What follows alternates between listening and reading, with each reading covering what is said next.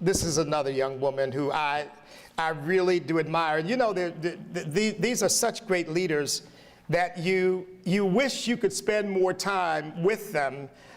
It just so happens that I called Star and she was stuck in an airport. And she had no choice but to talk to me. Because she was bored anyway. So, but she's just a wonderful person. Star Parker is a force of nature. Anybody who knows her knows that. And frankly, any liberal who's tangled with her can tell you that.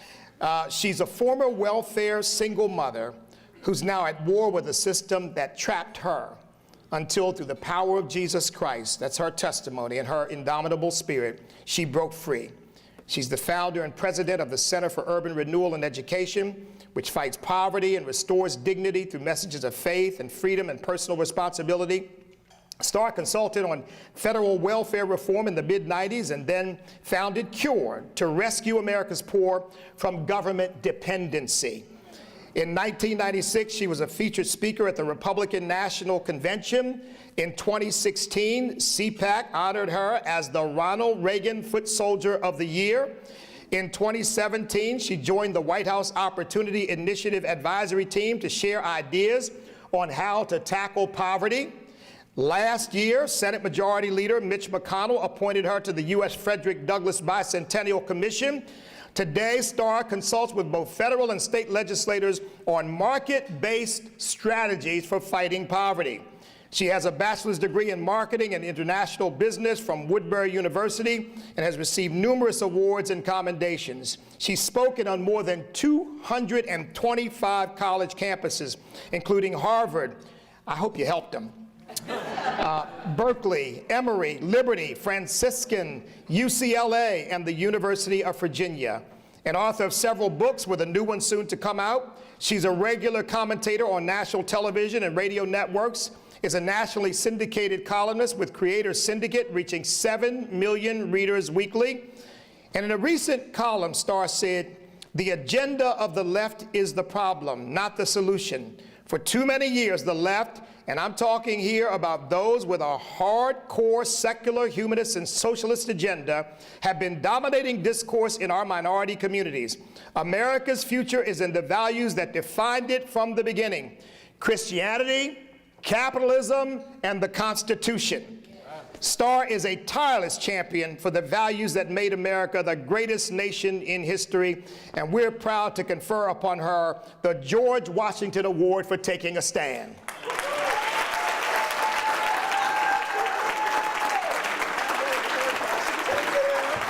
God bless you, Star. God bless you.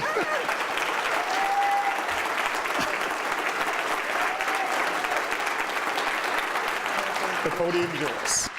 Thank you. Yeah, I was stuck in that airport. And of all airports to be stuck in, it was Salt Lake. You know, I don't mind getting stuck in the airport in Minneapolis because they have a mall in it.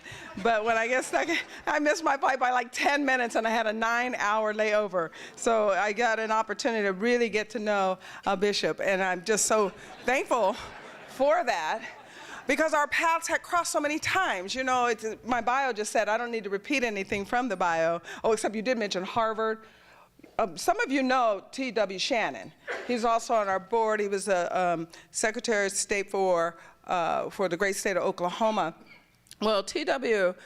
Took a fellowship at Harvard, so he's bringing in now all the conservatives to kind of educate the kids. And so the day that I was there, we happened to have a fire alarm. Someone pulled the fire alarm, so they had to clear out the entire John F. Kennedy Center, and it was a false alarm, and so we just had to go back in and resume. So yeah, it was an interesting time. But you know, one of the things that I really so appreciate about E.W. is when I see him all of the time, and one of our board members at CURE has us now reading Blight's book, historian David Blight's book on Frederick Douglass, at 800 pages. I will be taking the rest of it on vacation with me in a week, but because I haven't finished. But what's fascinating, what I was just thinking about is Frederick Douglass. He didn't mention this in that particular book, but Frederick Douglass and Harriet Tubman met, but they never spent a lot of time together. And that's one of the reasons I really appreciate that we were able to spend time together, because when you think about warriors, when you think about those that are on journey to almost solve the same problems in the country, but from different perspectives, you know, I love Harriet Tubman. I'm like, pull them out one by one if I have to. I want everyone out of government dependency, so I still even go into housing projects if I have to. We're here in Washington, D.C. because we believe that charity belongs to the church, and we don't want the government doing charity. So that $900 billion that they spend in these anti-poverty programs, I want every dollar of it sent back to the American people so that they can give it to the charity that works best for them, that their heart passion. And so I do appreciate that now I'm working with the White House on these issues. And right now, because the president got to LA and said, what is this about homelessness? We now get to work on that. So that's a beautiful thing. But when I'm working in this and have been for a long time, all of a sudden I started seeing this fire coming through. And I thought, who is this person? And just like Jeannie said, our paths kept crossing. And there are some memberships that we're the same part of. Then I got invited to come over to the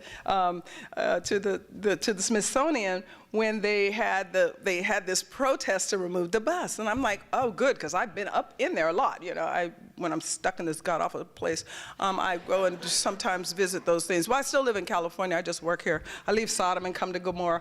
I was like, all right, from the swamp to La La Land and back. But so I thought, yeah, that bus that needs to be moved. But even though it's a private exhibit, I'm just really fascinated to see how you guys plan to do this. So when we were there, you know, they were outside protesting. They were not happy, as Pastor Charles just was saying this. I'm like, why don't we just go inside? Let's go inside. It's like, we can go. Yes, we can. It's open. Hey, it belongs to the government. We're the government. So we went inside. So that's when we really started getting to know each other. But then the more I started finding out about Bishop, the more I interviewed you when you ran for office, and it was just a good thing. And so this is my ending, that he's the Frederick Douglass, I'm the Harriet Tubman, but this time, instead of like in our history, they just had to wait till they were both in eternity to start sharing about different stories and how many people that they knew and how many lives they may have touched and changed. We get to do this on this side of eternity, so thank you.